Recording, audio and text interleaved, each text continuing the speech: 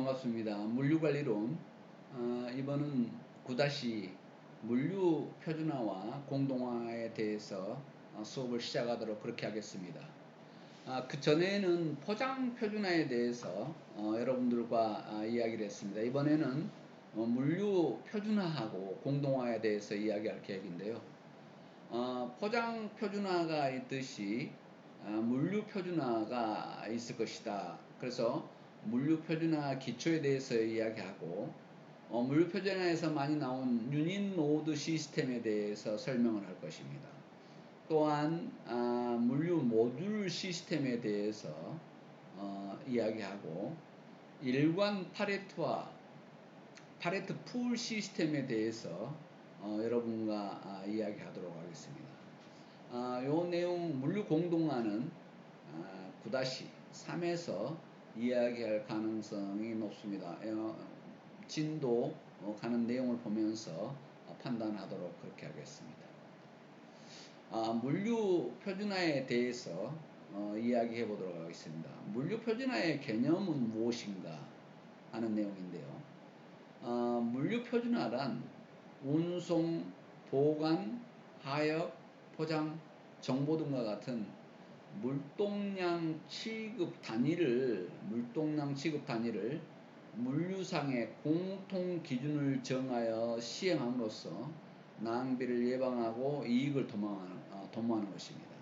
제가 여기서 다른 설명을 했을 때 군소리가 될 수 있기 때문에 가능하면 체계적으로 요약된 문구를 그대로 여러분한테 지금 표현을 해주고 있습니다. 여기에 무언가를 더 섞었을 때 자칫 여러분이 이해하기가 더 힘들기 때문에 그렇습니다.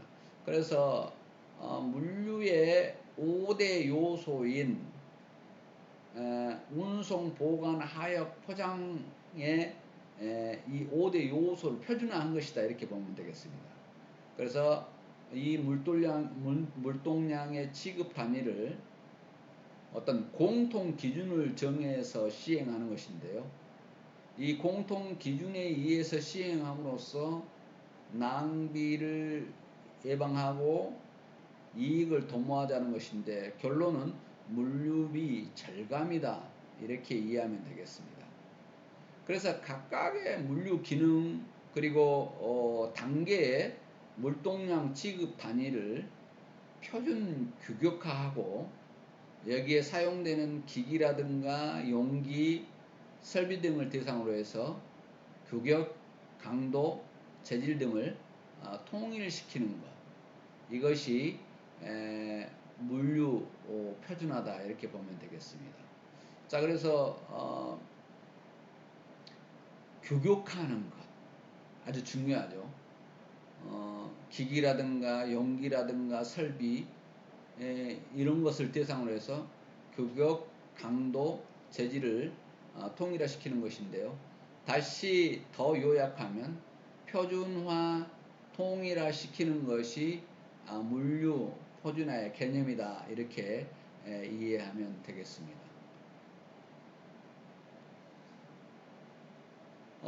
물류 표준화는 물류의 시스템화를 전제로 합니다. 그러니까 각각으로 보는 게 아니라 하나의 덩어리로 시스템화를 한다는 것을 전제로 한다는 것을 잊지 말아야 될 것입니다. 그래서 어떤 단순화하고 가능하면 과정을 줄일 수 있어야 되겠죠. 줄일 수 있기 위한 단순화 그리고 규격화해야 된다. 사이즈 규격이라든가 이것을 규격화했을 때 적재라든가 이송 그리고 어떤 각종의 장비를 이용했을 때 편리하게 할 수 있을 것이다. 당연합니다만은 전문화를 해야 된다는 내용입니다. 그래서 물류 활동에 공통의 기준을 부여해야 된다고 하는 부분인데요. 이렇게 함으로써 표준화함으로써 물류 활동의 효율화가 이루어지고 또 화물 유통은 원활해질 것입니다. 또 수급이 합리화가 되고 당연히 여기에서 이루어진 표준화의 결과로 물류비는 저렴해지고, 물류비가 저렴해졌을 때 기업의 경쟁력이나 국가의 경쟁력은 당연히 강화될 수밖에 없다고 하는 것입니다. 그래서 물류 표준화는 시스템화가 전제돼야 된다는 것, 이게 아주 중요합니다. 하나의 덩어리로 봐서 전체 유기적으로 움직일 수 있는 그런 시스템화가 전제돼야 된다는 것입니다.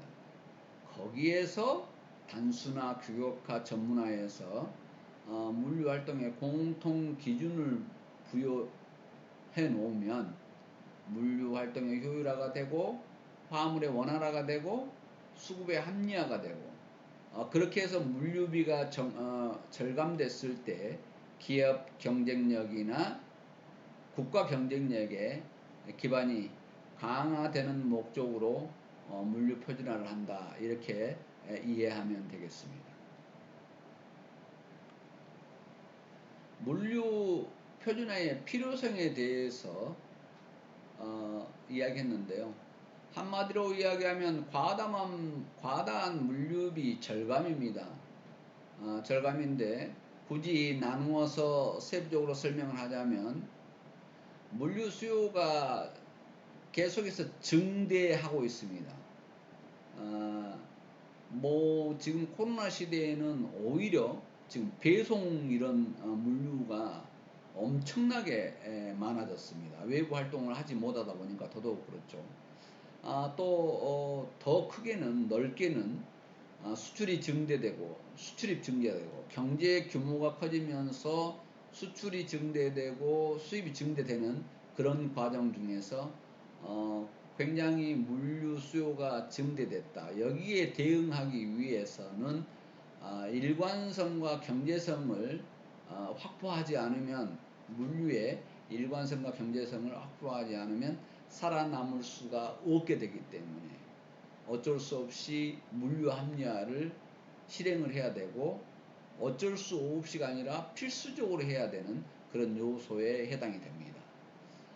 또한 하역 보관의 기계와 자동화, 수배송의 합리화 등의 기술을 경제적으로 수립하는 것을 이야기합니다.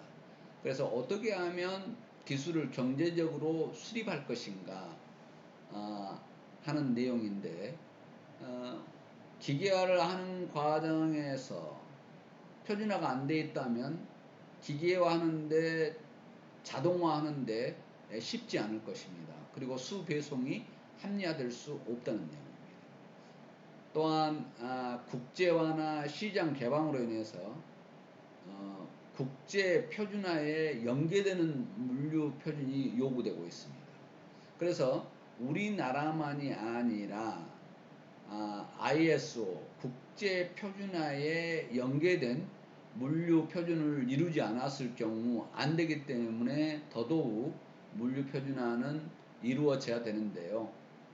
그래서 물류 표준을 이루는 데는 국제 표준도 참고해서 같이 연계하는 생각으로 해야 된다고 하는 것입니다.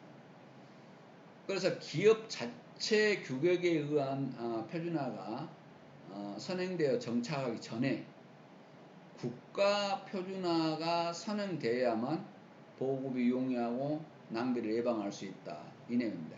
이 이야기는 뭐냐면, 국가 표준화를 먼저 만들어 놔야 기업이 국가 표준화에 맞춰 간다는 것이죠. 그렇게 함으로써 다시 기업이 국가 표준에 맞추기 위해서 낭비할 필요 없다 하는 내용입니다. 다시 이야기하면, 국가가 기준을 세워주고 기업이 따라올 수 있도록 해야 두 번의 표준화를 위한 작업을 할 필요가 없다. 그래서 낭비 예방을 할 수 있는 중요한 요인이라는 것을 여기서 강조하는 것입니다.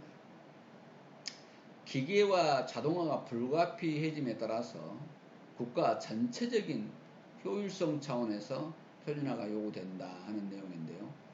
기계와 자동화가 이제는 피할 수 없는 상황이 됐습니다. 왜냐하면 인건비가 비싸고 또 인건비도 비싸지만 효율적 관리를 위해서 대형화, 대량화하는 게 포장 표준이다 보면 물류 표준화에서도 그게 적용이 될 것입니다. 그래서 기계와 자동화가 불가피해짐에 따라서 국가 전체적인 효율성 차원에서 표준화가 요구된다 하는 내용입니다. 자, 여기서 지금 물류 표준화의 필요성에 대해서 이야기했는데요. 지금 중요한 것은 국제 ISO 기준으로 연계해서 물류 표준화를 해야 된다는 것 잊어서는 안 되고요. 또 한 가지는 국가 표준화가 선행돼야 되고 그 선행된 국가 표준화에 따라서 기업이 자체 규격을 잘 맞춰서 할 필요가 있다 하는 내용이 여기서 짚고 넘어가야 될 중요한 내용이다 이렇게 생각하면 되겠습니다. 물류 표준화 대상에 대해서 이렇게 분야와 표준화 대상을 한번 적시해 봤는데요. 운송의 경우는 화물차, 기차, 선박, 이 항공기 등에서 표준화 대상이 되는 것들은 트럭 같은 경우는 화물차보다 트럭 적재함이 표준화가 돼야 되겠죠. 그다음 기차는 화차, 그리고 비행기, 항공기 같은 경우에 팔레트가 중요한 영향이 표준화 대상이 된다 하겠습니다.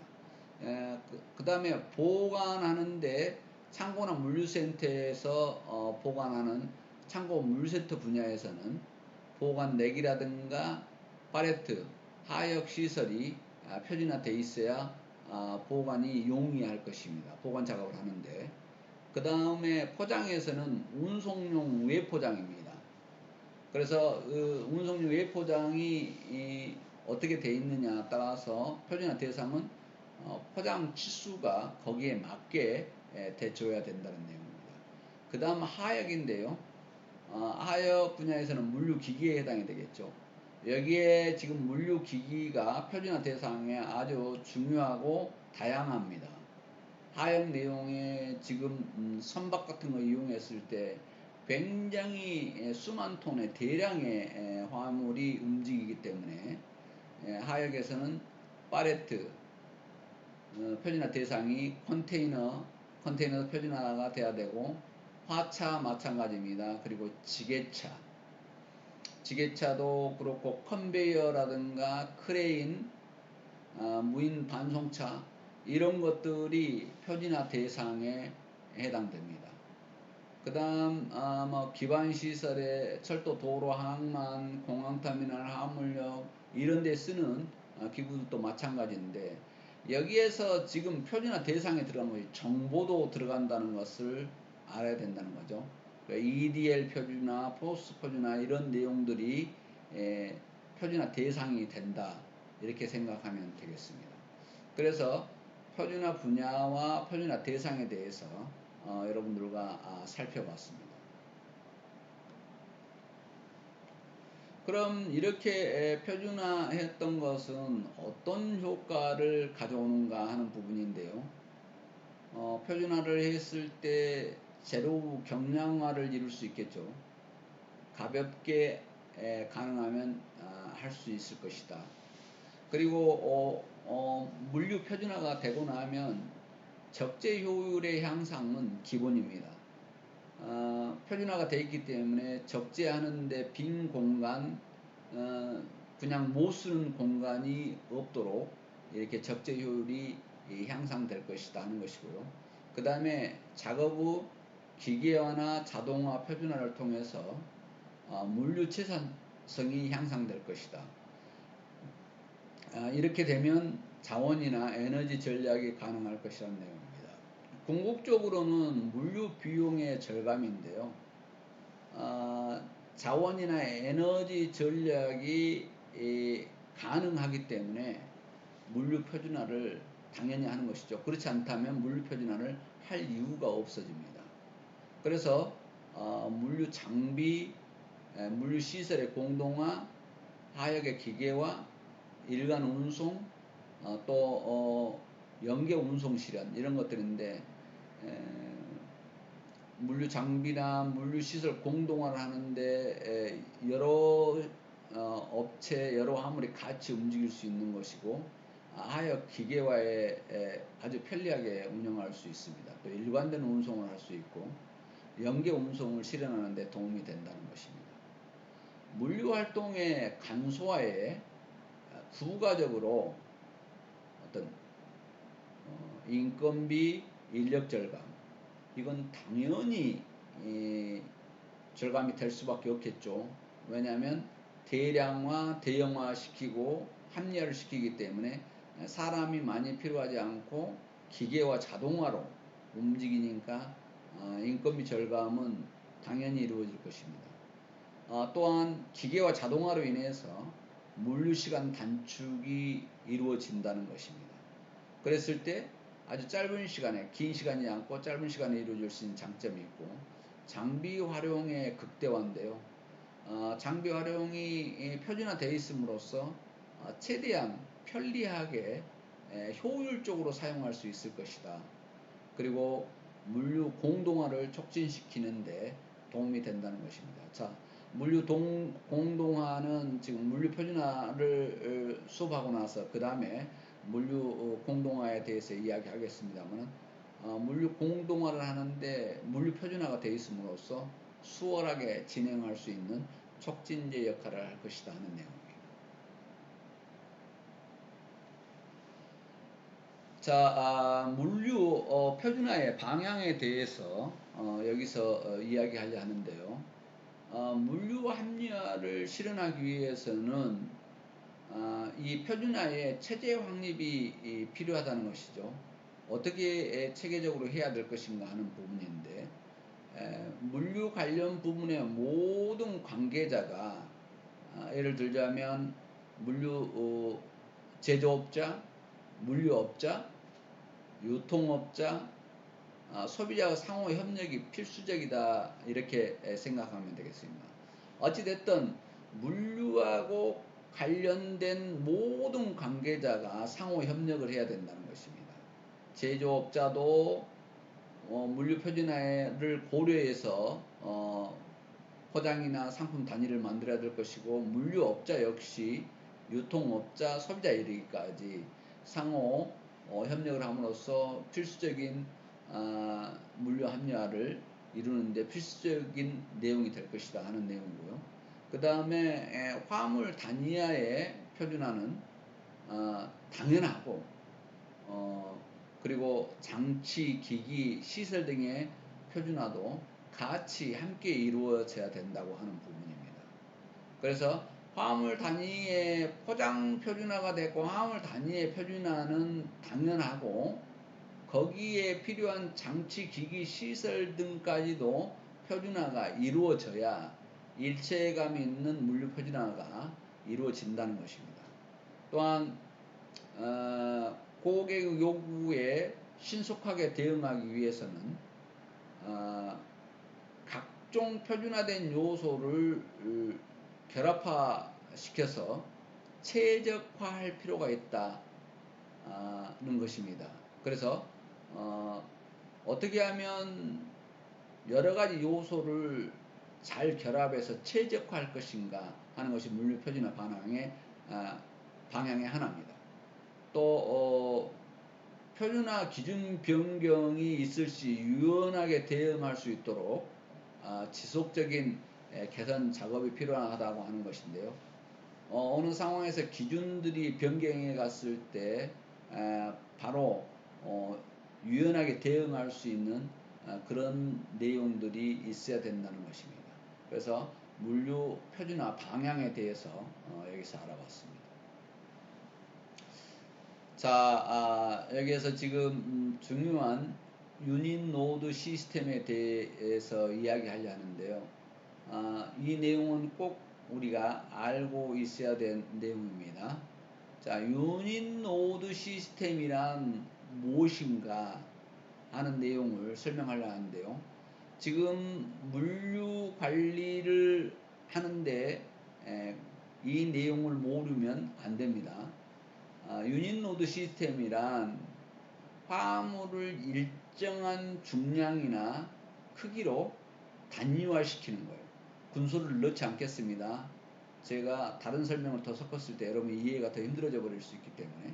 그래서 화물의 일정한 중량이나 크기를 단위화시켜서 기계화된 하역 작업과 일관된 운송 방식으로 물류 여러 과정을 표준화시키는 것을 이야기합니다.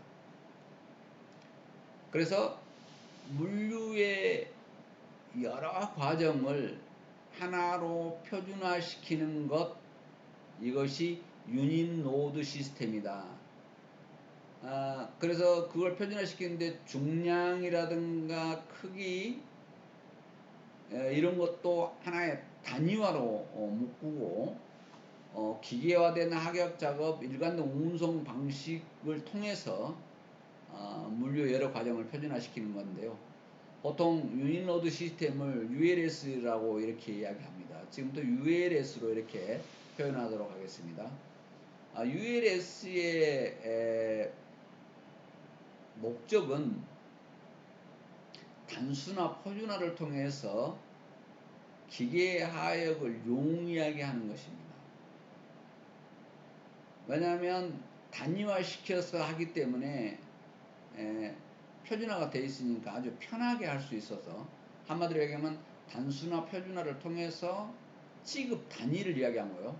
유닛, 취급 단위를 단순화, 표준화해서 기계의 하역을 아주 용이하게 하는 것을 이야기합니다. 그리고 하역 능력을 향상시키고 비용 절감을 이루는 데 목적이 있습니다.